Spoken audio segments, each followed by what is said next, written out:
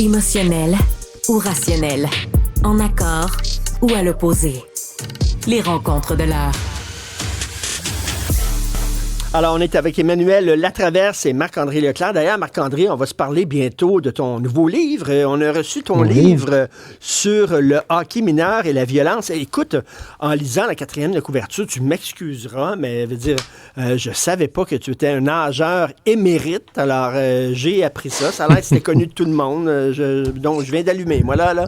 Donc, Marc-André, pas de problème. on se parlera de ça. Alors, Marc-André, un autre feu dans le Vieux-Montréal. Oui. 2 morts, Airbnb illégal, avec pas de fenêtre, aucune mesure de sécurité. Puis c'était le même propriétaire que l'autre Airbnb, où une jeune travailleuse du sexe avait trouvé la mort. Qu'est-ce que t'en penses? Hey, mais Richard, moi, ce qui m'a frappé ce matin, c'est le même propriétaire, là. Là, c'est le même propriétaire des 2 bâtiments. Fait que, au-delà d'Airbnb, puis les codes, puis qu'est-ce que le gouvernement a fait depuis ce temps-là, depuis l'an dernier, Richard, Emmanuel, moi, je me demande, ce propriétaire-là, tout ce qui en a découlé, y a-tu quelqu'un qui est allé vérifier ses autres propriétés, ses autres bâtiments? C'est bien beau dire, on va mettre des codes, puis Airbnb, puis on va demander des codes, puis des paperasses, puis des signatures. Mais il me semble que si ce propriétaire-là, il est arrivé ça l'an dernier, avec tout ce que ça fait comme couverture médiatique, il n'y a pas personne qui s'est dit « Ouais, mais peut-être qu'on devrait aller voir peut-être ses autres propriétés, voir ça, s'il y a des fenêtres, s'il y a des gîteleurs, s'il y a des escaliers de sécurité. » Oui, Emmanuel? Mais c'est ce qu'il faut. Ça leur tentait pas? Si vous me passez dans ce qu'on vient d'apprendre là, du point de presse, du service d'incendie et du service de police de Montréal, c'est que, premièrement, ils ont fait des inspections. L'immeuble était conforme, celui qui a brûlé. Et là, c'est très mêlant, mais il n'y aurait pas eu de Airbnb, finalement.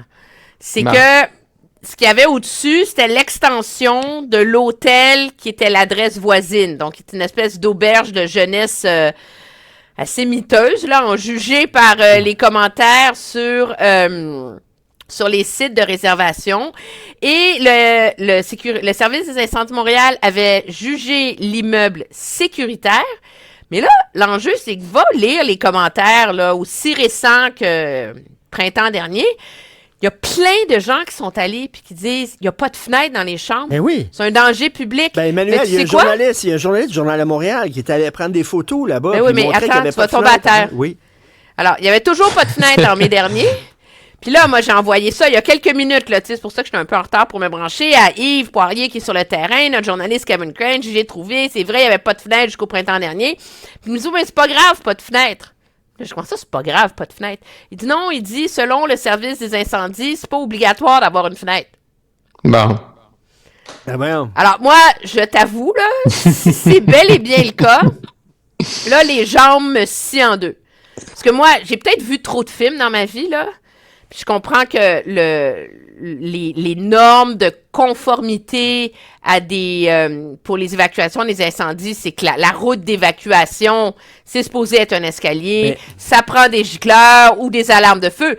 Mais je peux pas m'imaginer que c'est légal d'avoir un hôtel où il n'y a pas de fenêtre. Parce que, généralement, quand tu sauves des vies in extremis, c'est que les gens, par la fenêtre, sautent dans une échelle ou saute la trampoline, ou, tu sais, la fenêtre, c'est supposé être ta dernière moyen de survie, puis ça a l'air, c'est pas obligatoire.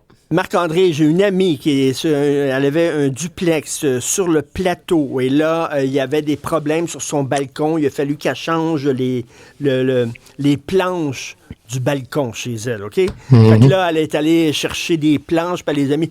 3 inspecteurs qui sont arrivés les uns après les autres. C'est une maison patrimoniale, puis c'est pas le bon bois, puis ça prend telle sorte de bois, puis la planche. Ouais. Là, c'est fait écœurer pour des niaiseries, pour des raisons esthétiques, là. Puis la corniche, je te peins la corniche de telle couleur, puis non, il faudrait que ça soit telle couleur ou telle couleur.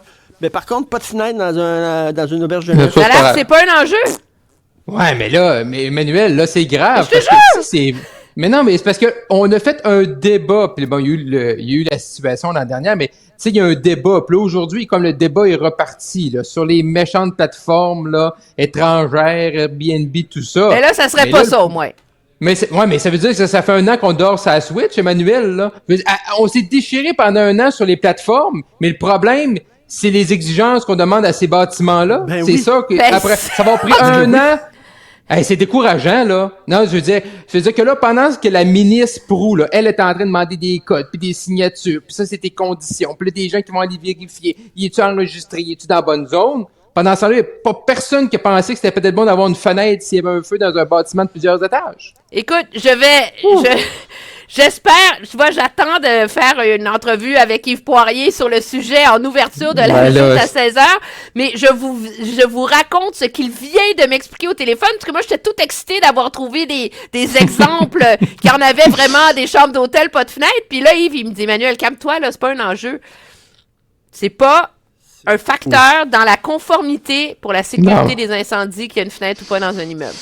Écoute, est-ce que tu resterais toi, dans un endroit où il n'y a pas de fenêtre? Pas moi, je n'irai pas là. Incroyable. La paralysie au Parlement. Bon, on voit justement le journaliste du Journal de Montréal qui s'était pointé et qui montrait qu'il n'y avait pas de fenêtre dans cet appartement-là. Merci, Jean-Philippe. Donc, paralysé au Parlement à Ottawa, Marc-André.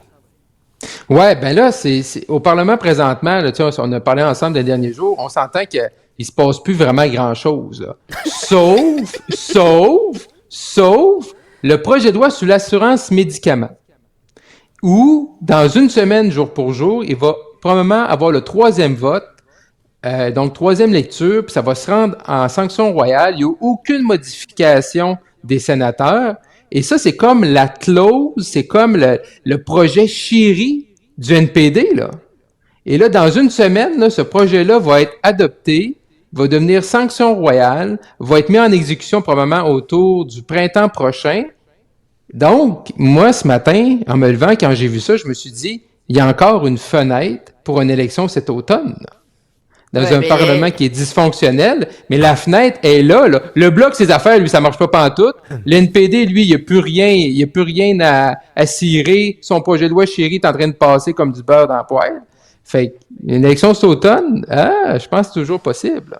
Oui, mais là, ce qui se dessine, et ce qui est palpitant, puis Marc-André, ça va te rappeler tes plus beaux souvenirs de jeunesse, c'est toute la joute qui se passe à la Chambre des communes. Parce que là, le Parlement est vraiment paralysé là, par un bras de fer totalement obtus dont je vais épargner les détails à nos pauvres auditeurs. Mais c'est sur la production de documents autour d'un fonds pour financer des initiatives vertes où il y a des millions puis des milliards qui ont été gaspillés. OK? Mais ça, là... Alors là, on est dans un bras de fer, ça chicane, il n'y a pas rien d'autre qui est débattu au Parlement en ce moment. Mais c'est très habile d'avoir porté ce petit dossier-là qui n'intéresse personne au-delà des cercles parlementaires dans le grand public depuis, Marc-André, ça fait 6 mois que ça dure, ce bras de fer-là, là? Parce que, ça donne les moyens aux conservateurs de paralyser le Parlement, mais sur un enjeu important, la transparence, la reddition de comptes et le gaspillage de millions de dollars. Mais ça donne un petit enjeu autour duquel c'est pas mal plus facile faire un consensus pour faire un vote de confiance. Et qu'est-ce qui est arrivé en 2011 quand le gouvernement Harper est tombé? C'est que le prétexte pour le vote de confiance, c'était la non-production de documents autour des coûts de la mission en Afghanistan. Alors, moi, je pose la question, est-ce que les conservateurs sont pas allés dans leur dossier puis n'ont pas sorti qu'est-ce qu'on peut faire? Ah ben, tu te rappelles la recette que l'opposition nous a faite en 2011? Mais on pourrait l'adapter à la sauce actuelle. Et moi, je me demande si c'est pas ça qui va servir de prétexte, parce que ça permet à tout le monde de sauver la face. Le Bloc n'a pas être solidaire des enjeux conservateurs. Les conservateurs n'ont pas être enjeux de solidaires les uns les autres. Ils sont tous en faveur de la démocratie et de la transparence. Ouais. Et je sais pas si... Oui, vas-y, Marc-André. Oui, mais dans le contexte où ce que je disais tout à l'heure d'entrée de jeu, c'est que l'NPD, là, son projet de loi, il va passer, là. Le projet de loi sur lequel il est forcé qu'il est dans l'entente. Fait que une fois que ça est fait, ben là, présenter une motion de défiance, puis peut-être l'NPD va être parlable.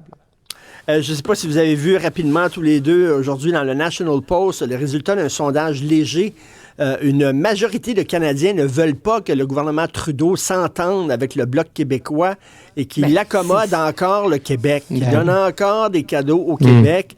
Alors, et la province la plus récalcitrante, c'est l'Alberta, parce que les Albertains disent, nous autres, ça fait longtemps qu'on demande des accommodements, puis qu'on demande des petits cadeaux, puis ils sont tout le temps là à flatter le Québec et pas nous autres, etc.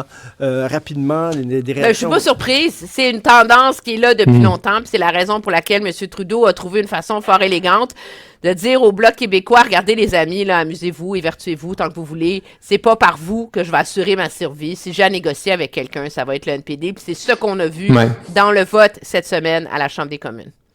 Oui, puis le plus drôle là-dedans, c'est que les demandes du Bloc, là, c'est pas des demandes du Québec? Québécoises. C'est pas des demandes, tu sais, c'est des demandes. Tu sais, la gestion de l'offre, là, des producteurs laitiers de volailles, il y en a partout en dehors du Québec. Des gens entre 65 et 74 ans, pension de vieillesse, il y en a partout ailleurs. C'est même plus en termes de prorata bénéfique à l'extérieur du Québec qu'au Québec. Fait que le Bloc, tu sais, là, c'est une perception que les gens ont, les Canadiens au Québec, de dire, ben là, il faut pas donner des trucs aux souverainistes, au Bloc québécois. Mais les demandes du Bloc, c'est même pas des demandes. C'est pour tout le monde, là. Il y a pas d'enjeu québécois, c'est pour tout le monde. Mais tu vois, la perception est là quand même. Merci beaucoup à vous deux. On se reparle lundi. Bon week-end. Bye. Au revoir. Merci, Richard. Bye.